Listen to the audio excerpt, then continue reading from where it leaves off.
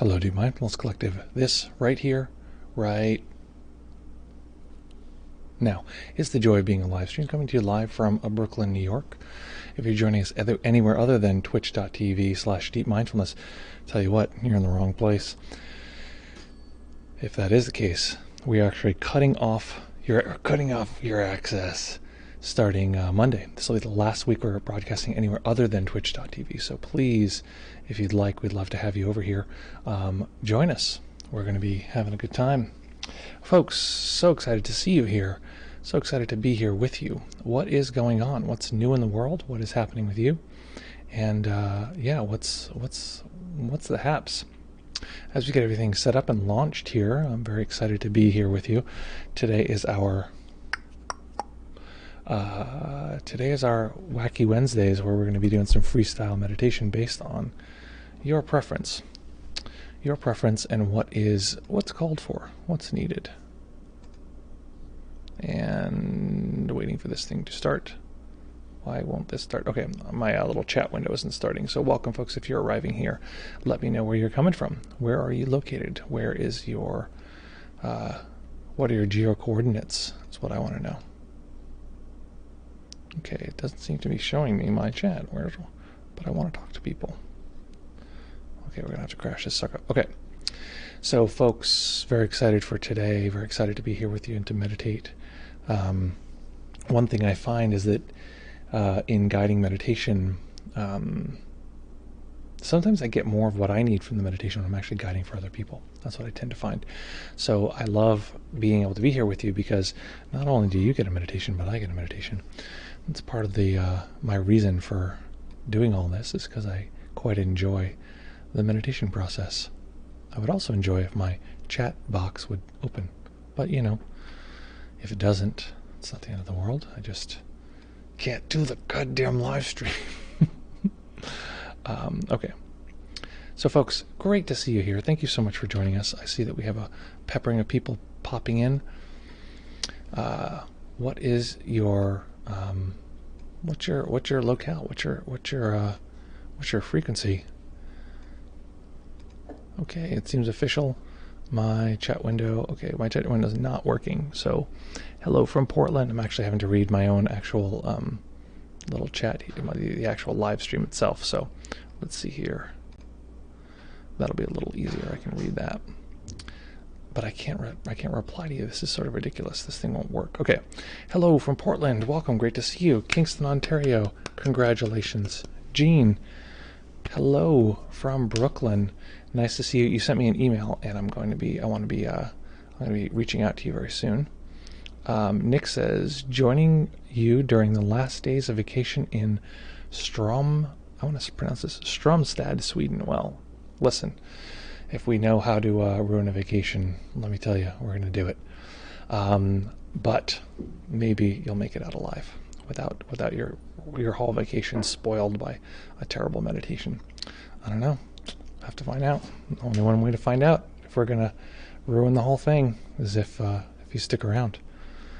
West Virginia, great to see you. Oh, we have a new subscriber here, Sporty Race Girl. You know, thank you so much, Sporty Race Girl. It's so nice of you to subscribe here from Toronto. Subscriptions are a lovely way to support the stream. It's nice to see you here. Sporty Race Girl, question for you. I'm guessing the answer might be yes, but are you do you spend time with the Consciousness Explorers Club over there? Curious about that. Maybe you do, maybe you don't. But those are some of our friends, folks to look out for if not. So, folks, we're going to be meditating here for a little while.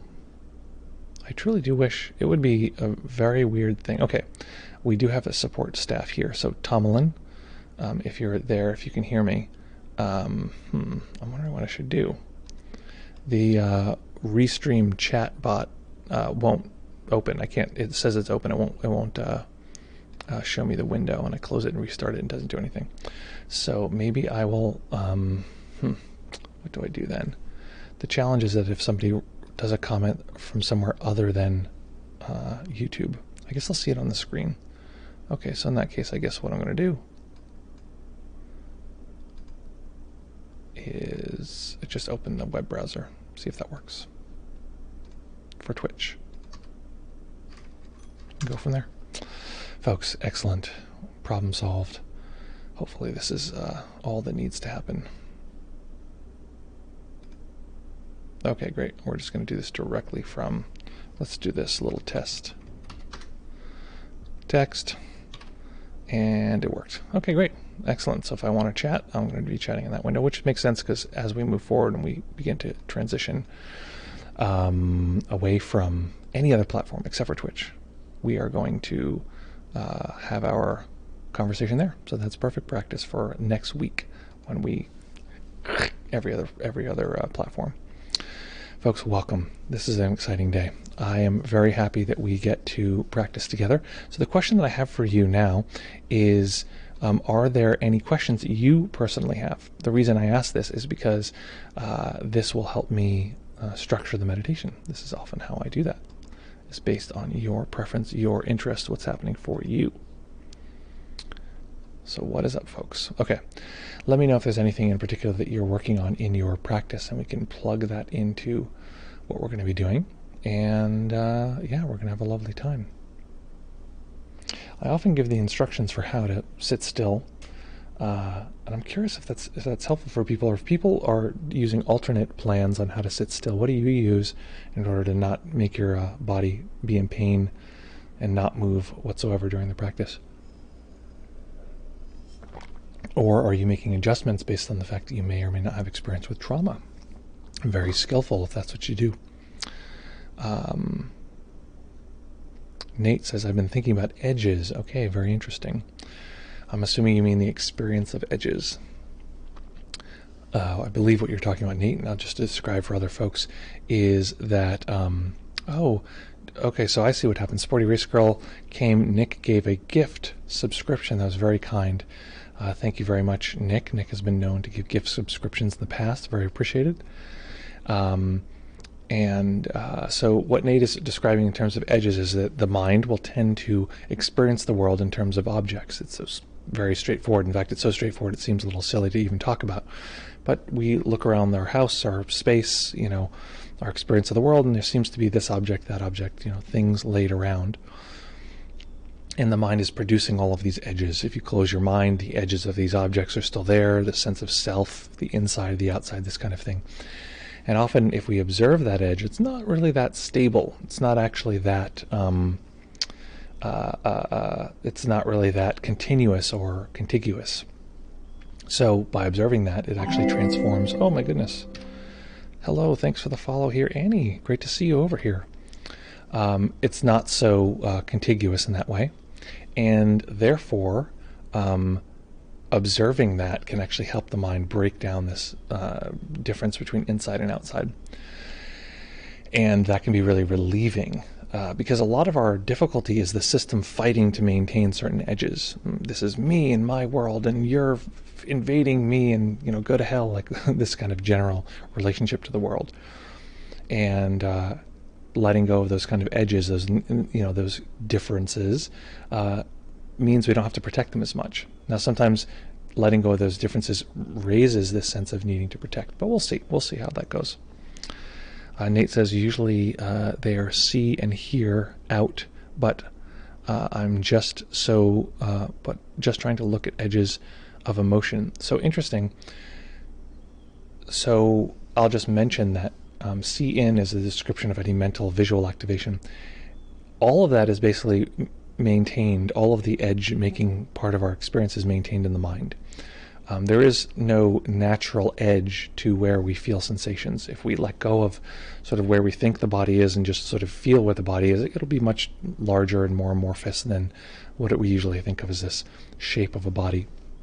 So a lot of that, when we're looking at edges, we're actually looking at see in mental visual activation. Okay, excellent. So we also want to talk about overwhelm, because that's what I titled this as today. I thought that might be helpful for folks. So if that's of interest, let me know in the chat, and then I'll have a better sense of, who wants to actually deal with overwhelm, or maybe that's not so interesting now that we're here. Let's see, Nick says, oh good, we have some good interaction. This usually helps spice up the meditation itself. Nick says, let me just old man this text, get a little giant here. Okay. Nick says, striving seems to be increasing on holiday. Interesting. Suffering too much info down the hatch like an addict. Just let it happen and avoid creating extra resistance. Too much info, I'm wondering if you mean like news info or just info about other people's experience, that kind of thing. I'd be curious what you mean by that info piece.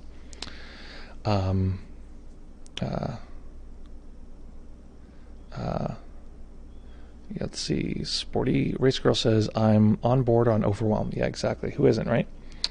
Okay. So what is it that this body-mind needs, my body-mind? So what I've been thinking about recently is related to some degree, the multiple self model and these different selves and different needs. And this idea of effectively getting folks to know each other, introducing different parts to each other, getting a kind of familial relationship going. What is this part's, opinion or position on this other part? Often, one part of us will want to do something really ambitious, and another part of us will want to just relax and take a nap and go to sleep, and we'll typically judge one as good and one as not so good. And so part of what we want to do is begin to recognize the judgments of those different parts and see how those particular parts feel about those judgments.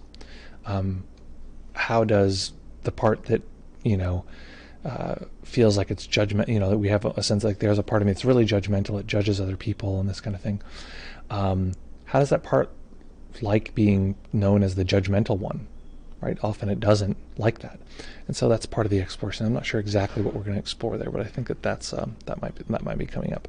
And in terms of edges, how does that play in? All right. Well, let's let my system figure it out as we actually do it. So, folks, find that nice, comfortable position that you can maintain for the duration of the practice. I can tell my body has a lot of energy in it. It's like sort of starting out fidgety.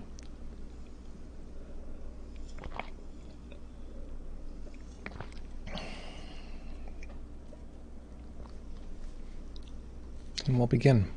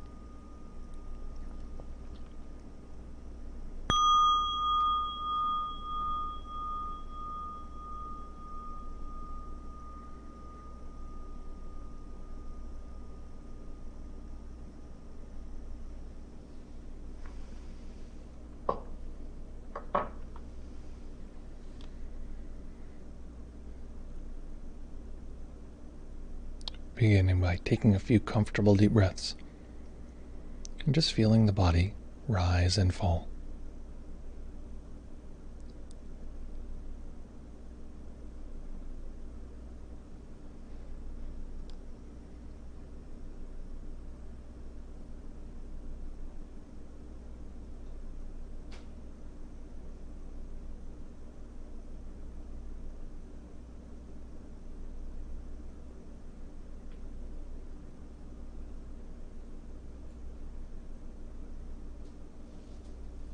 Can be helpful to assess the kind of mind that we're arriving to this particular moment with.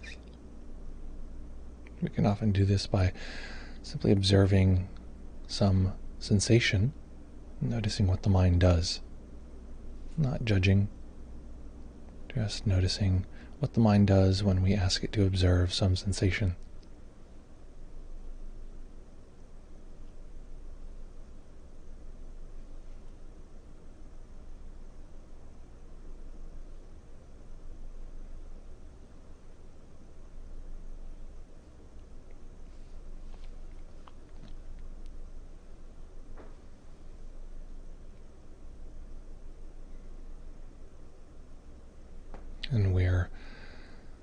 assessing the level of energy of the mind. Is the mind slow and foggy? Is it quick and racy? Noticing the kind of distraction that arises when we observe any particular sensation.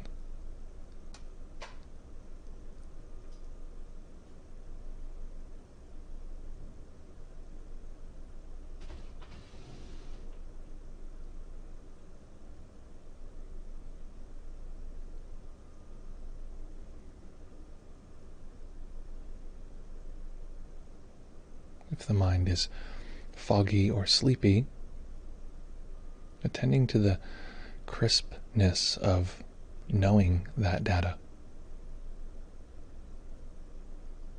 The way the system very clearly knows the fogginess.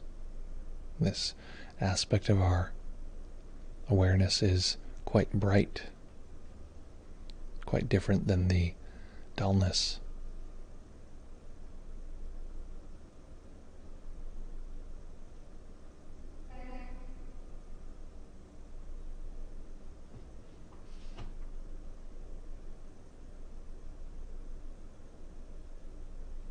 And if, on the other hand, we find the mind is quite active, jumpy,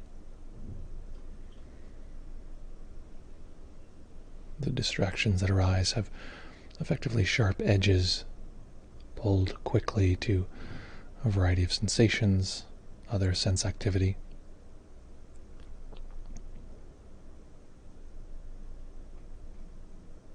Observing the large, still, spacious quality of awareness. Awareness simply knowing the experience, not needing to jump around.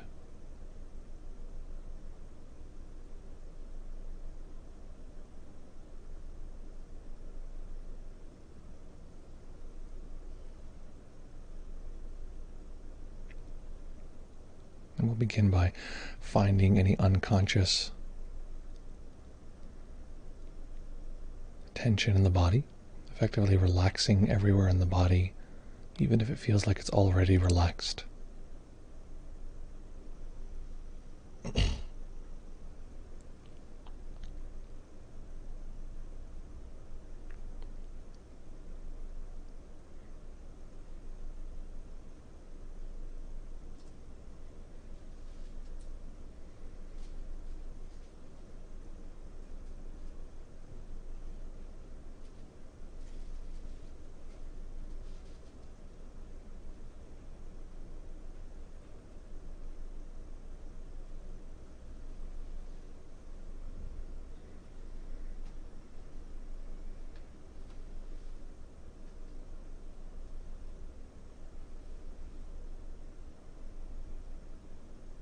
We're going to use a kind of dialoguing process.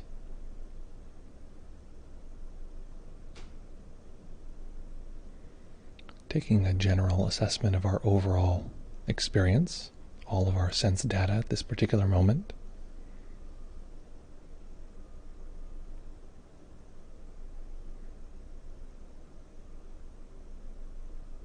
We can use this inquiry question, asking our system, hey, so how is everybody doing?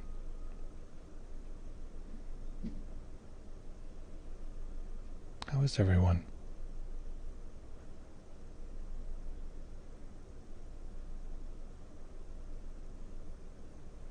And the answer may come in the form of mental audio, or it might come in the form of emotion,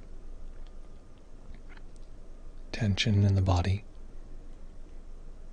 mood,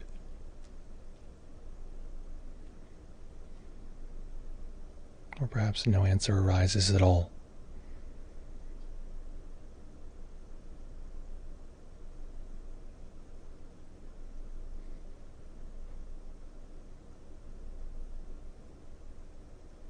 And what we're going to do is allow whatever the response was to have a voice. If it already has a voice and is saying some words, that's fine. Letting that voice be. And if not, giving it some words. Perhaps it says, I don't know how I feel, but I'm annoyed. Or perhaps it's less distinct, less clear.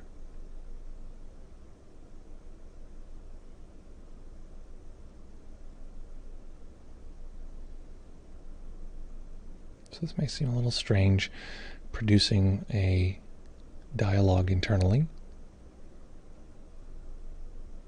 But this is what the system is doing frequently on its own.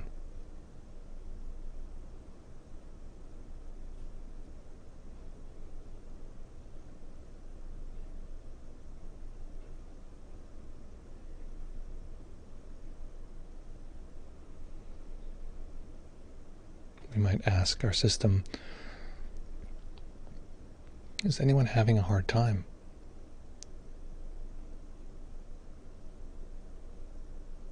Is anyone struggling?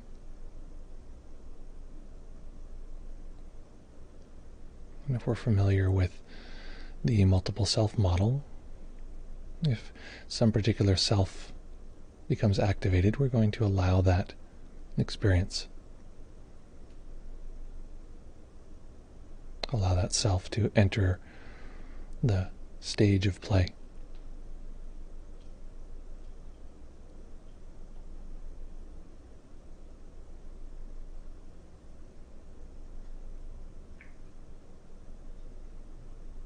And if this is unfamiliar, that's fine. Using the unfamiliarity to find the part of the system that is resisting. This is often a very helpful way to find a particular part, a particular self. There may be a self arising that doesn't like this unfamiliar experience.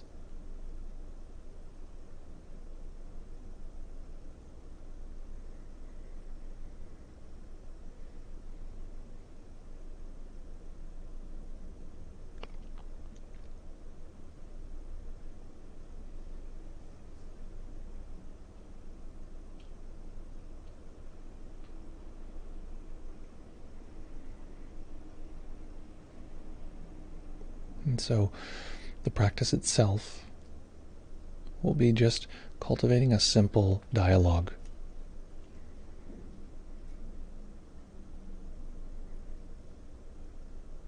An introduction for today.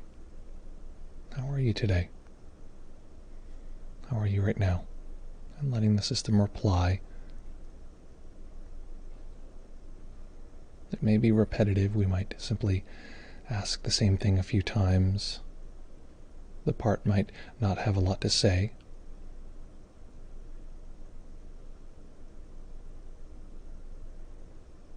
But like interacting with a small child, it's up to us to see if we can get a dialogue going.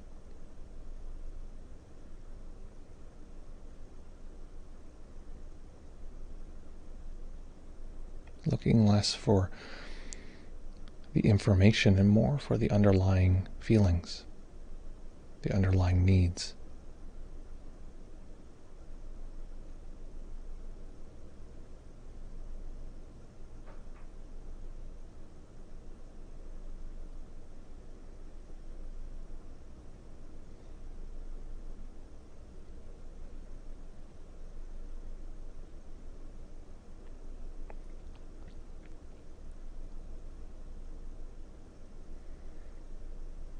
And letting the part that's asking the questions be tasked with helping fulfill those needs, perhaps with the way we hold our awareness in relationship to this part,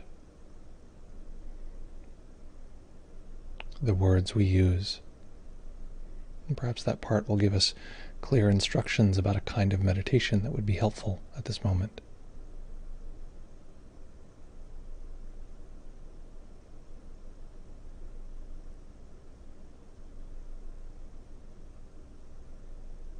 Ultimately, this is a listening and responding exercise.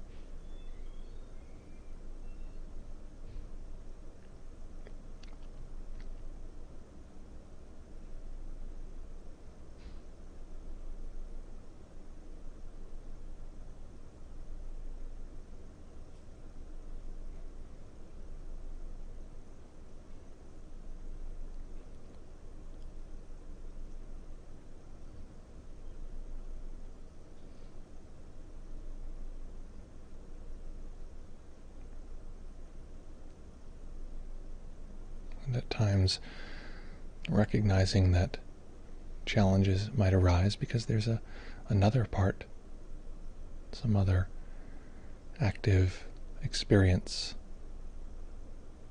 another self.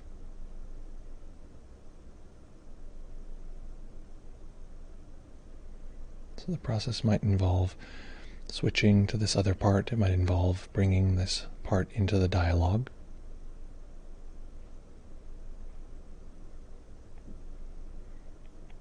Although knowing that often particular selves, they want the attention. They're not so good at sharing this attention. Sometimes they are, but often not.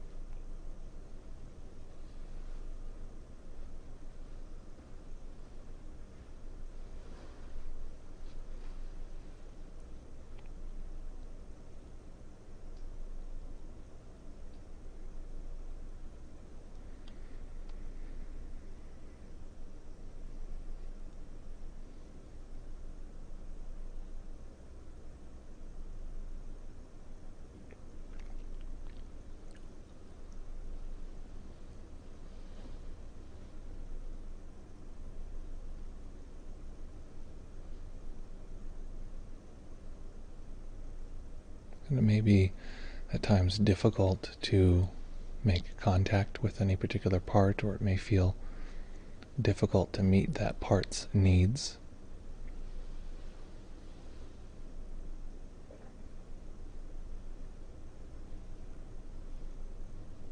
But if we can see if we can have deep acceptance of the point of contact, the edge where it feels like we come in contact with this particular self.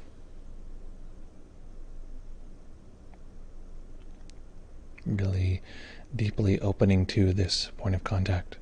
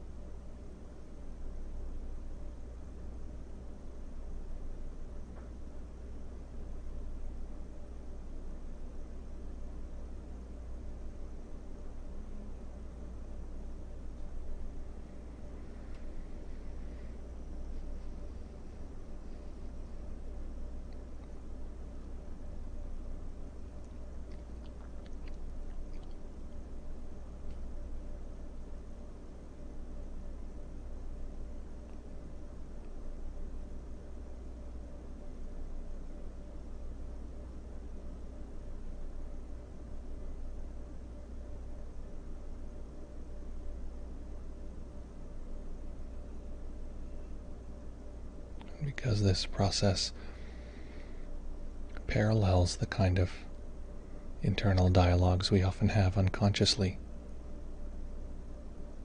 This can make it easy for the mind to simply slip into unconsciousness.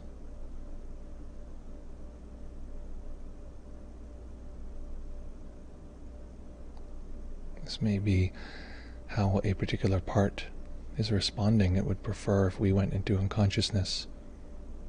And that's okay. That's quite natural.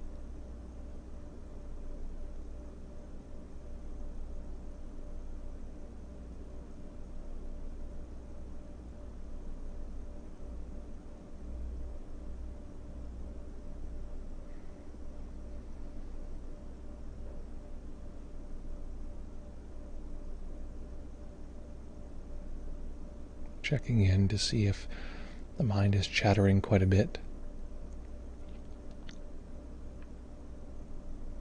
Which self is chattering? Which voice is being expressed? Not worrying so much about its psychology or origin, just its current manifestation.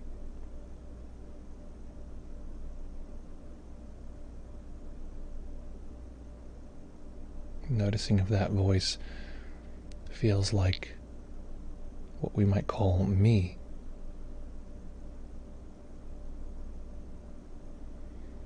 In other words, are we identified with that particular voice?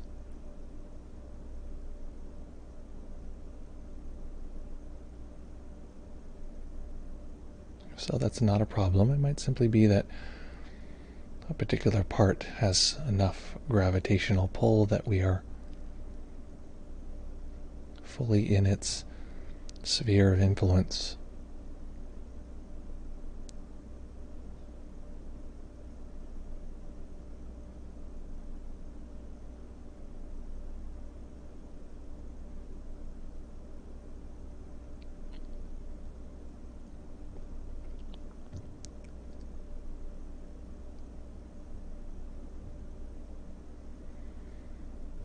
If that's the case and we recognize that, simply allowing the dialogue, letting the dialogue come from a larger awareness, the part of us that knows there's a self that we're identified with.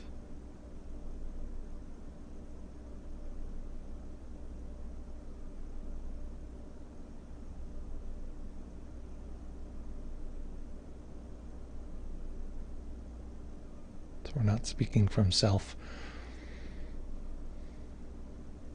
The awareness is dialoguing with what appears to be us at that particular moment.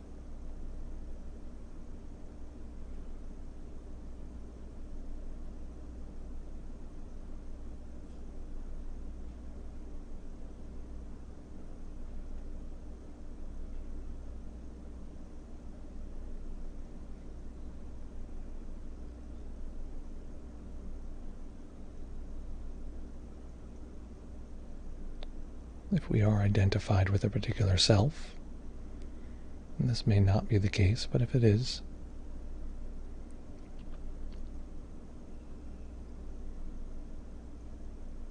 recognizing and allowing the underlying need of that particular self.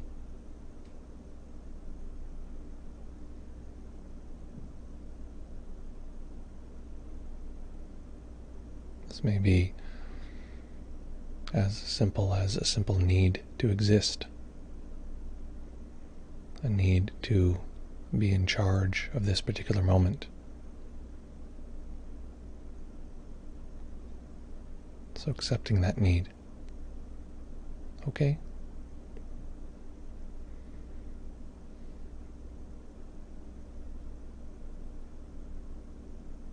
You can guide this particular moment. You can be the gravitational center.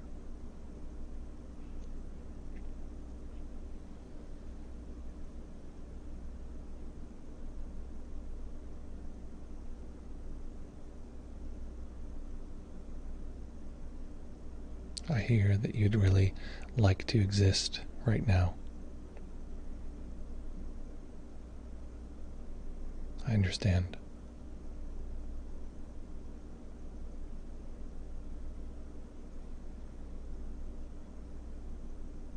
There's nothing wrong with that.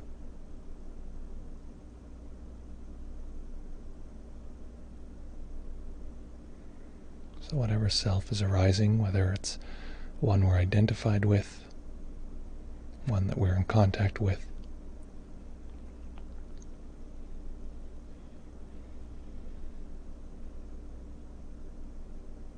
doing what needs to be done to allow it to feel at home.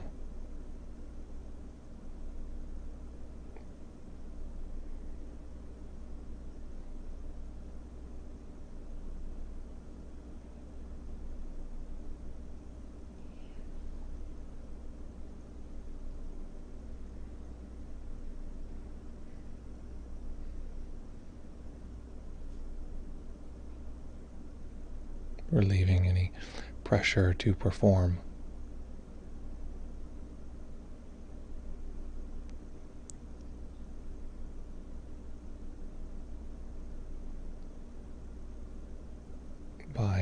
opening to it, by accepting it,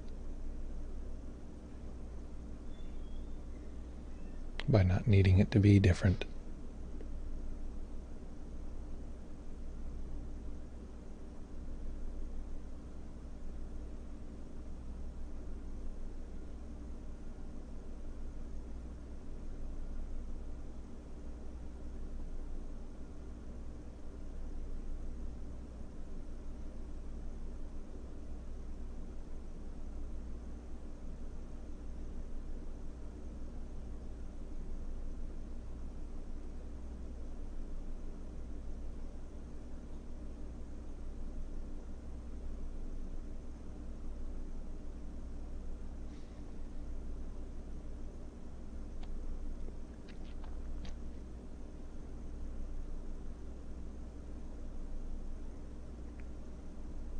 And whether we're experiencing identification or not, asking a question, how could I support you throughout the day?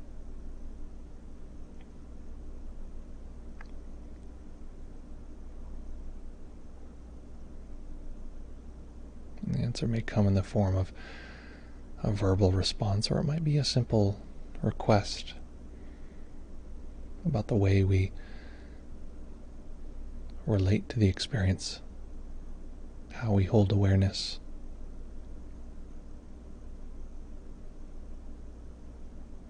We might simply ask to be known.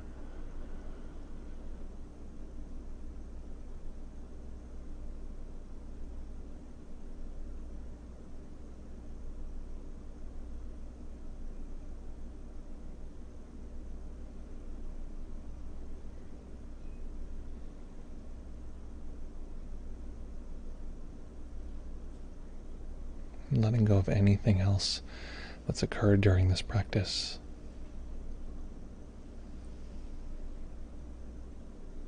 In a way, we've simply been setting up this question.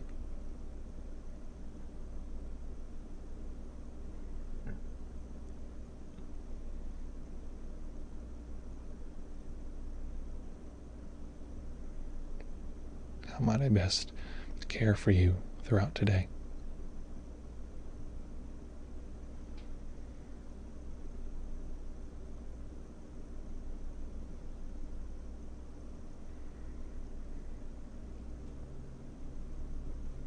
Letting this answer be the guide, showing us how we might bring this practice into every aspect of our life.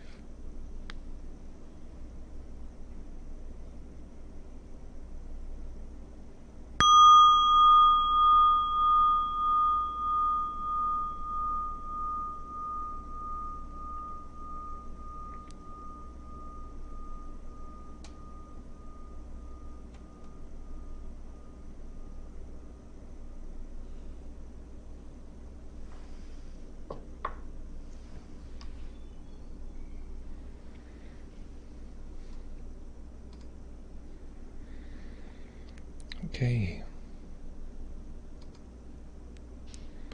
So what was that experience like?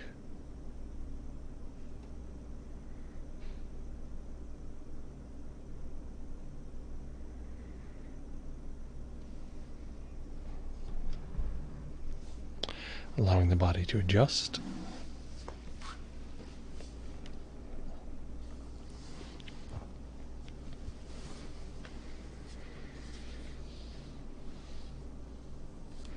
Yeah, what was that experience like? That was a interesting practice. I don't think I've done one exactly like that in the past.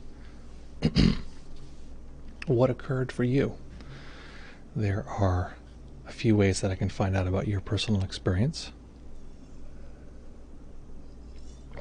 The first, and the one that I recommend, is that you simply type it into the chat here, or if you want to jump onto Zoom, sometimes it's really helpful for us to dialogue a little bit about your practice. And often we can get into something a little more significant than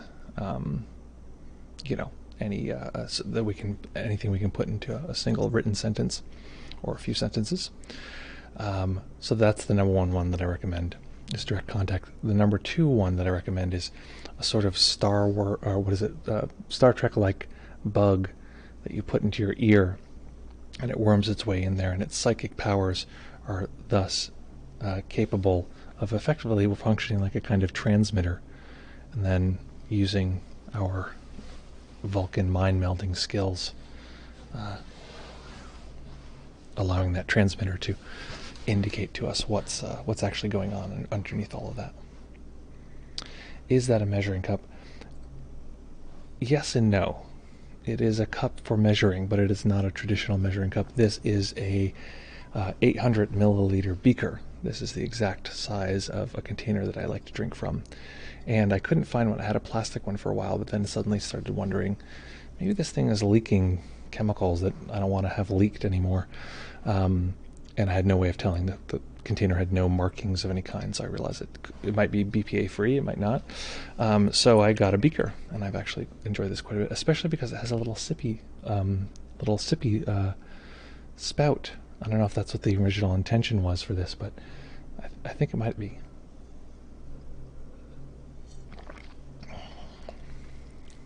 Okay, let's see here.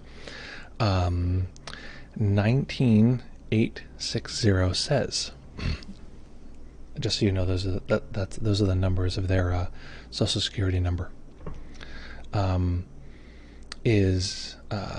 see here. Beep up, beep up.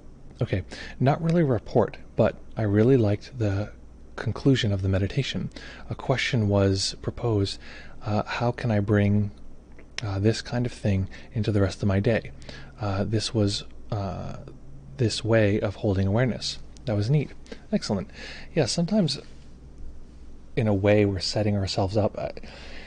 I think people can have this sense that meditation is a thing that you do, and you can, concentrate real hard, and you try to produce a certain feeling, and it just sounds like it sounds like a description of somebody like going to the bathroom or something. It sounds like very like blue humor kind of territory. But I think about it in a way, you could think about the meditation is setting up how we want to experience the rest of our day, the rest of our time. And we're training skills, and we're training approaches on how do we want to relate to the other, 23 and a half hours in this case. So yeah, that's exactly, that's great. I'm glad that that was of interest. Our house poet has returned, Will Alexander Bethany.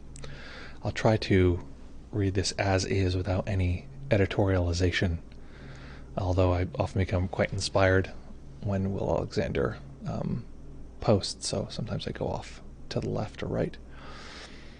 Coffee has been created from the beans, said my Aunt Litmus, while she pours a glass of her homemade coffee made from green beans. Excellent clarity there. Yeah, I like that. It feels a little like a rose by any other name, in my experience. Glad you're back, Will Alexander. We need, I didn't know that we needed a, house laureate, but we did. Filling a need that's not, people don't even know they have. That's how you make the money. That's where the market is. And also, P.S., always know that you're welcome to, even, I have friends who are poets, and they're not just writing in poetry all the time. So if you ever want to speak in any other voice, just know that you're welcome no matter what voice arises. Jean says, I'm not sure all of my selves are clearly defined. Good point. But I'm definitely aware of a worrier. Sometimes it's good. Sometimes it's good. I anticipate problems and respond to them calmly, or even avoid them. But I've recently realized that I worry about tons of stuff that never happen. Very interesting. So I used "May you be peaceful" for my worrier. Great, excellent.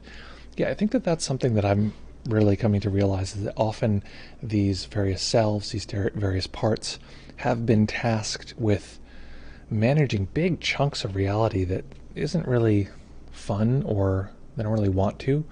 You know, if we think about our worrying self, or the judgmental self, or these kind of things, you know, I have a part of me that will happily judge everyone. It doesn't matter what they're, you know, it'll happily like slice people. Okay, you belong here. You're not, you know, you're on this line. You're below me. You're above me. This kind of thing. Happily do that all day long. But it's very exhausting. And when I sort of connect with that part and say, what would you rather do? It's actually, you know, a kind of creative, energetic part. It just sort of wants to explore the world and look at things and try things and taste a little of this and a little of that. And at some point, my system had tasked it with deciding which parts of reality are worthwhile and which are not, which should not exist. And that's likely a survival strategy. So that's generally, you know, that's what that is. So giving it a chance to not need to do that. To not need to do that. Okay, so beep up. Wait, I wanted to mention something. I wanted to make an announcement. Okay, real quick, it's announcement time, folks, since I've got you captured. This Wednesday, special guest, Aishin, is going to be with us. Aishin is a teacher I admire quite a bit, who has a long history with using meditation for chronic pain. Now, the reason I really like talking with people who have that experience is because they're, you know, I think people can BS their way through a lot of stuff in meditation. You can kind of say, oh yeah, like I have this experience or that experience, etc. And it's a little hard to tell, is it real or is it actually their experience, or they're just sort of making it up. And you can, over time, you can tell the flavor of that. However, with someone who has significant chronic pain and has used their meditation to break through that, it's very clear that they have a skill that is uncommon and is outside of the ordinary range of human experience. Imagine having very severe pain and then being able to hold the mind and experience that in a certain way that'll actually potentially collapse the pain down or dramatically reduce it. And they need to practice that every day or large portions of, you know, every month kind of thing. So I really appreciate folks like that. So Wednesday, we're going to have Aishin on as a guest. And that'll be fun. Annie, welcome, says, I notice it's so funny how my eyes aren't reading right now. I have to make everything giante. But if I make it giant, where's the chat? Hello, chat. Where did the chat go? It disappeared. Maybe I can't make it that giant. Sorry about that. Let's get smaller. I just tried to make the text bigger. Jeez Louise, really lost it here. Did the chat window just fully disappear? Okay, give me a sec here, folks. My chat window just went away. I don't think I closed it, but apparently I did. Beep up.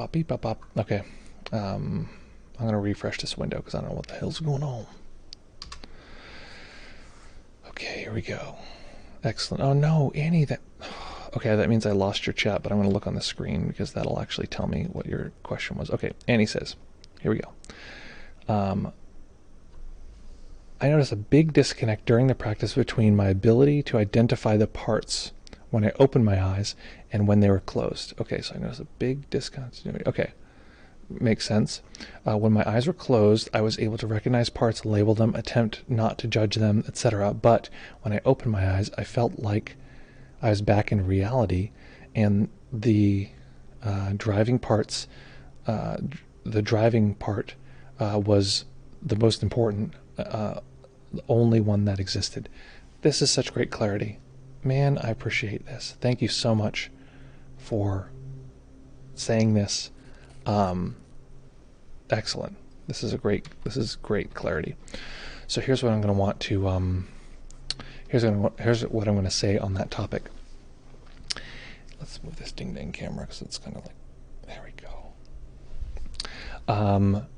Excellent clarity. So I'm trying to think, should I give this a Shinzen answer where you don't get the answer for like 30 minutes because I talk about all the different implications, or do I give you the answer and then we can kind of expand from there?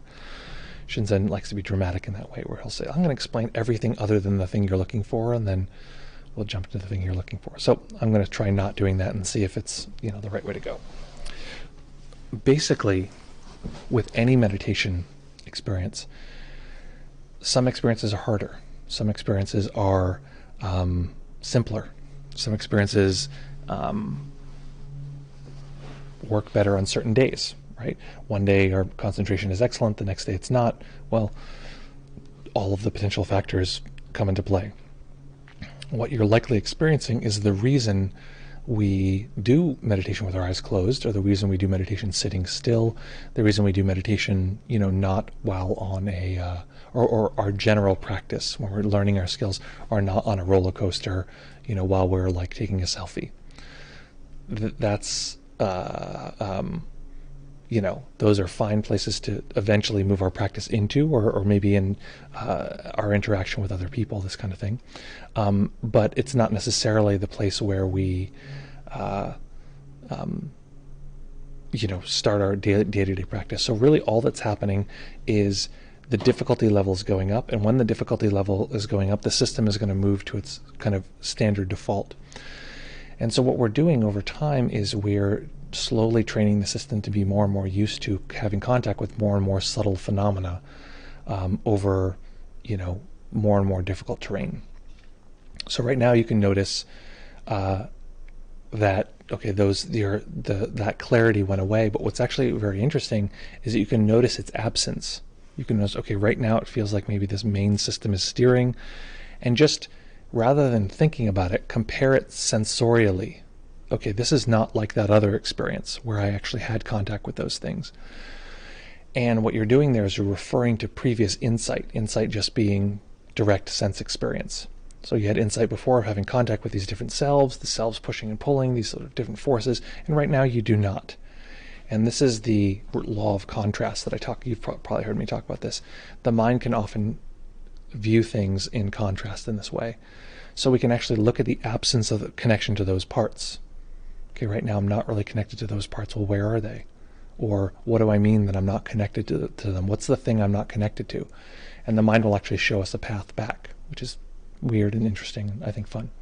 But really don't worry about it in a sense, because we're slowly getting more and more acuity and more familiarity with these different experiences. So for instance, as I was talking and giving this explanation, my awareness of a couple of particular parts that I've been working with recently has gone down. That's fine, because I can now check in with those parts and see if they are, you know, still online while I'm talking to you now. And I can see if those parts want to speak or if they want to be involved in the process. You know, I can be checking in. And so eventually the mind can get to a place where it can actually be doing some complex task like talking to you and checking with these various parts and see like, hey, how are you doing? Like, what's going on with the situation? Do you want to participate? Do you want to be here? What's that experience like? So that's the foreground, or a different level of skill, but it's just very like any mindfulness skill, even the transcendent transformational stuff, it's very incremental. This is why I teach, you know, if we talk about the path of classical awakening, if anyone's just joining us, that might sound very woo-woo, but that's not the way I talk about it. If we talk about that, it's all skills that we have. These are all pretty subtle skills that we can all have some access to. And it's by sharpening those experiences over and over and over and over again, they begin to unfold and become much more a part of our everyday experience.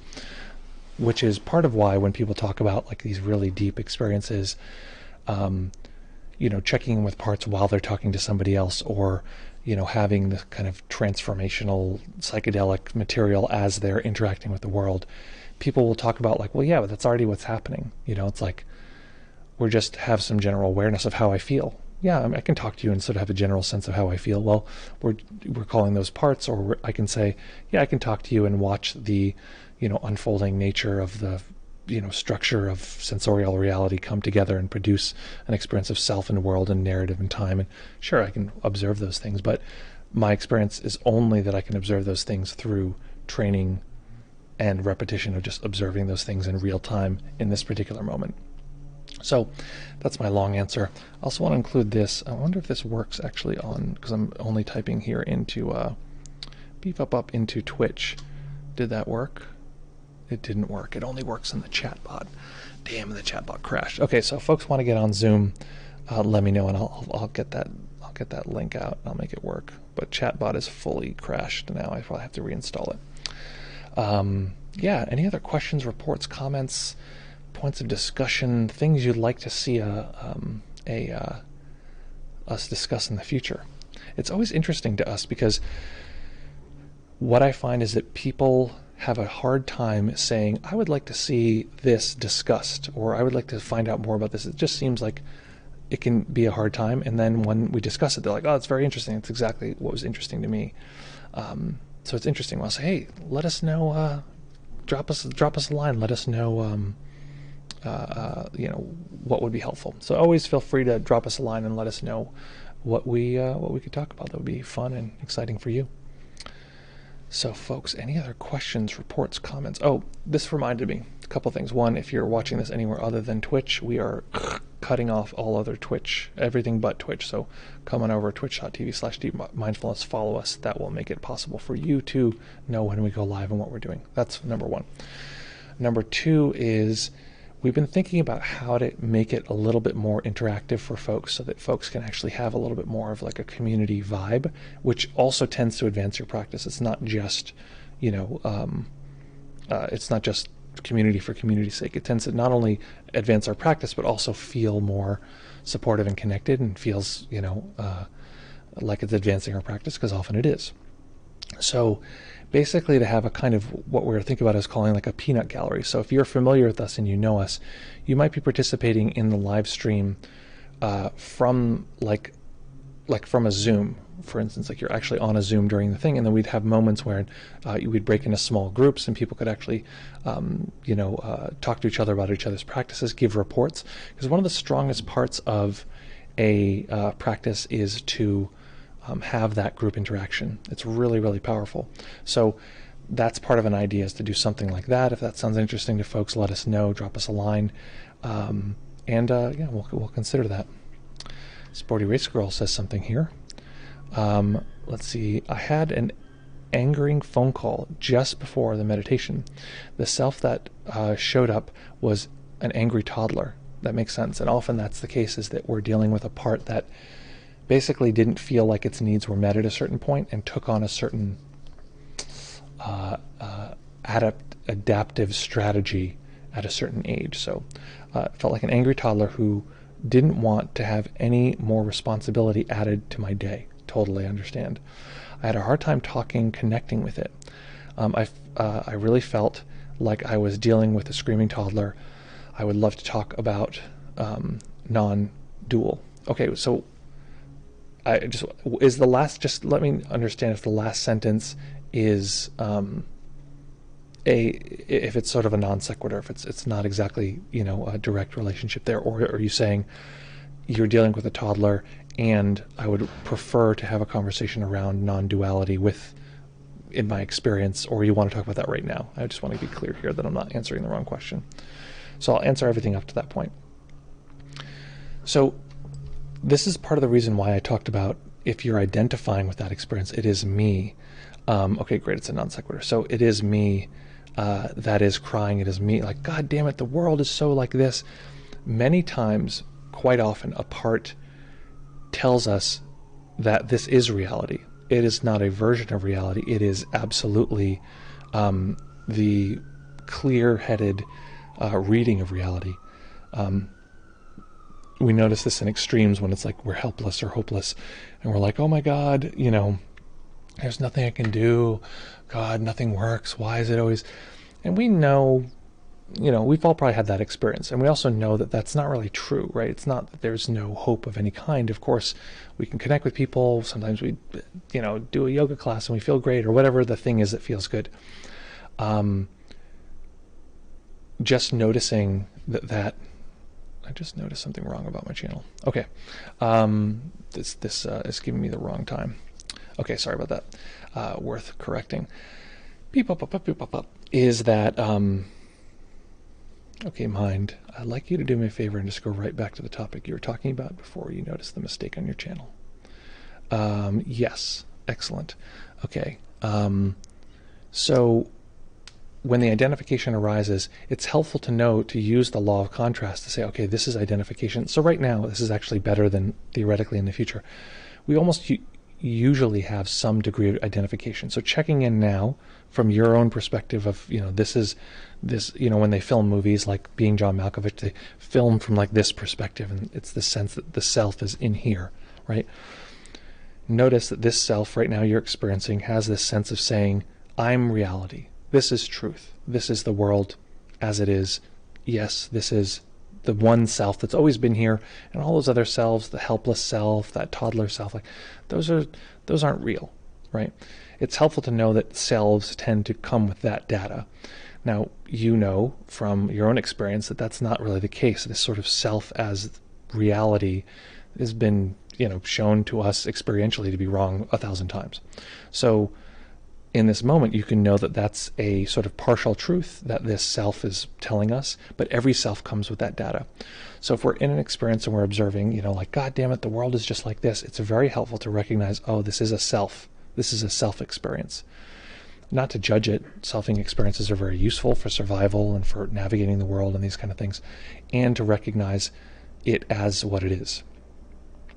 So if there's identification, that's the case. If there's not identification, then you can speak to it. You can say, hey, listen, I'm so sorry to hear that it sounds really, really hopeless for you right now. And you can play with this, and sometimes you'll just get pulled into the gravitational pull of that self. It wants to be reality. Yeah, it's like this right now. God damn it, why is it always like this? And, over time we get to develop the skill of seeing it from both perspectives. That's generally the case. With this toddler that we're describing here, a lot of what the dialogue was what we did today, and you can go back and redo this meditation and see what the difference is, if you could do it again or this kind of thing. All the replays are on our second YouTube channel, so youtube.com/deepmindfulness2, number 2. I want to make a 2 hand symbol that doesn't look like I or something like that, so I don't know how to make the 2 hand symbol that just doesn't look like that. So go back and do it again and see what happens another time. See what happens when you're now observing, okay, this toddler self might arise, and what is its burden? It seems like it's being asked to do things that it really doesn't want to do, like it has to manage your day.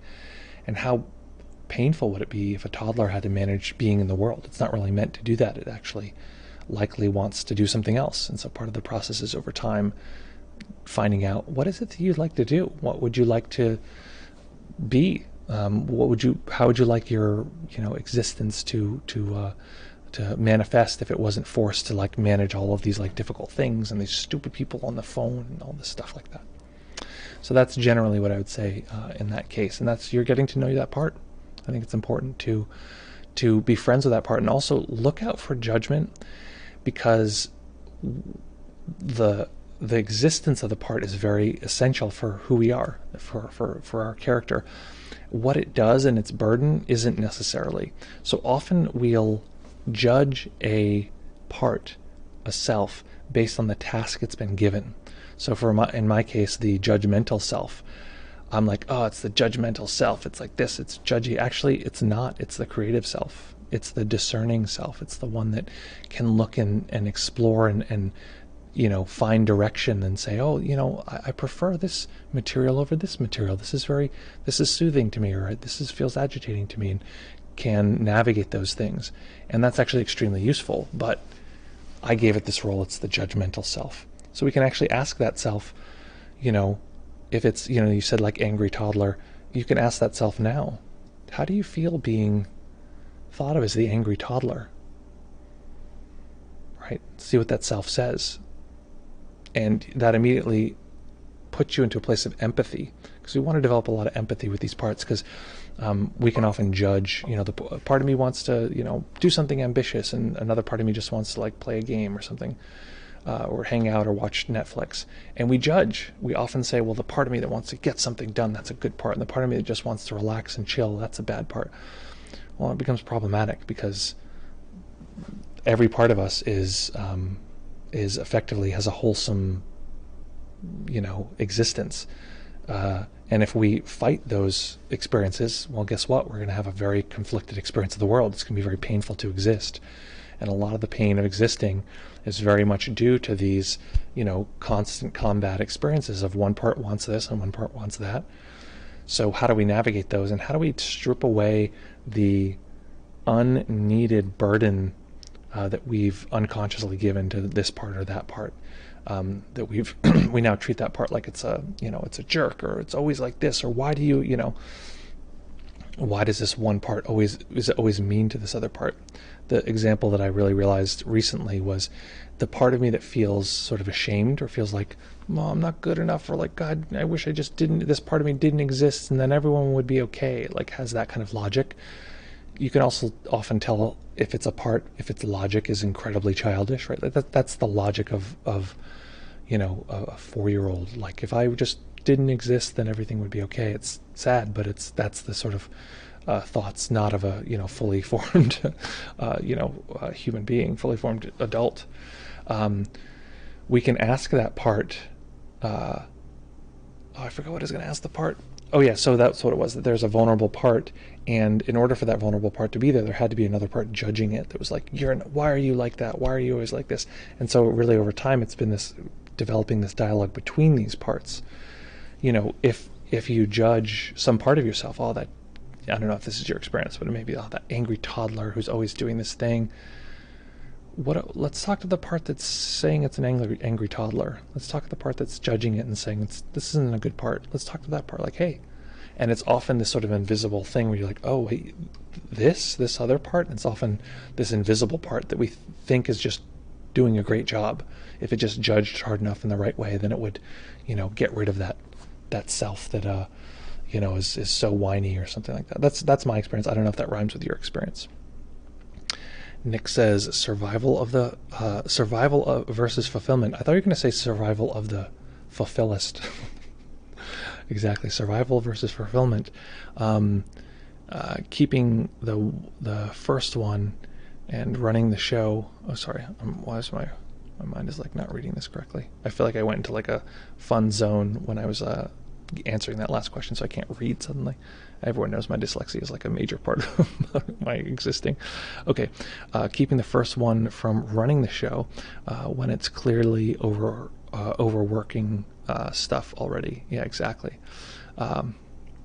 My lazy self is bullied beyond belief, right? It's like, and it's not a lazy self. It's not a lazy self. It's a self that just wants to take a break. You know what I mean? Like, and that's fully wholesome. Now, the desire to take a break, if we don't really heed that desire, we don't listen to it, it's going to take the form of, staying up all night watching things and just like, eating whatever we want. It's it can get out of hand. The execution of the task that it's given, or how it exists in the world, that can be pretty problematic. But the need for it to relax, I would be curious, that part that wants to relax and take a break, like, how would it like its life to be? What would it like to do? What would it like to explore? What would it like to, what role would it like to have? And the part that's judging it and bullies it, what task would that part like to have? And how do we, because what happens for me is I'm like, oh, that part that bullies it, it's a bully, it's a bad, you should stop doing that. It's like, well, I probably should stop the behavior, but it's not a bad part. It's also probably like a really scared little kid. And that's, for me, is how I began to develop empathy with the judging part, was by recognizing, like, this is the logic of a 4-year-old. This is the logic of like a tiny part of me that's like, if I just judge the world correctly, then everyone will be will like me, right, or something like that, right? It's like, okay, this is not actually how reality works. So yeah, lovely, folks. So folks, I have, checking the time. Okay, I have a wish. Oh wait,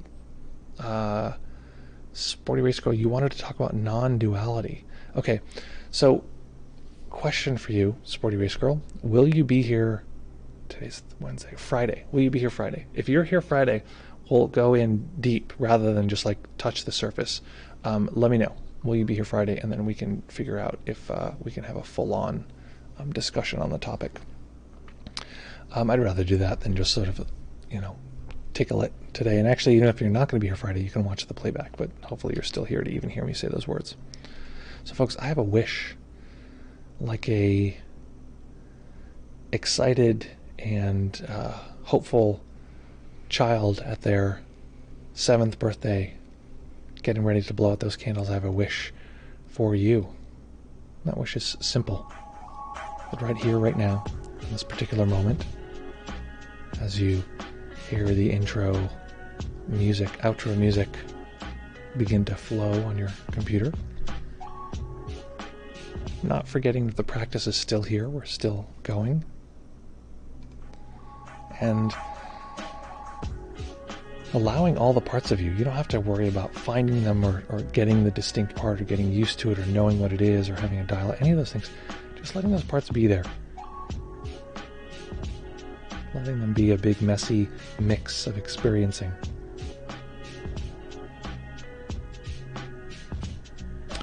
And showing them that we're here for them. Not only are we here for them right now, but we're going to take the time to support them, to teach them over the course of today, tomorrow, a whole lifetime. We're going to be there to help them learn to have a really fun life, really nice life. Letting them know that. And so my wish for you is simply that you can convey that to your various parts. We're going to have a nice life. We're going to explore and have a chance to do all sorts of fun stuff. So folks, as always, delightful to see you, delightful to be here with you, delightful to practice, and in fewer than 48 hours. I can hardly believe it. We're going to be right back here, same time, same place, to practice, hang out, have a good time.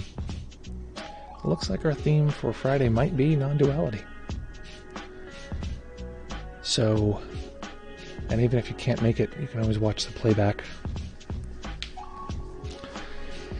Just know that our lives, the playback for our lives, the memories and fantasies about what we think has happened or will happen, these kind of things, these are all well and good. They're useful, but just not to turn these into our God, not to turn those into our higher power.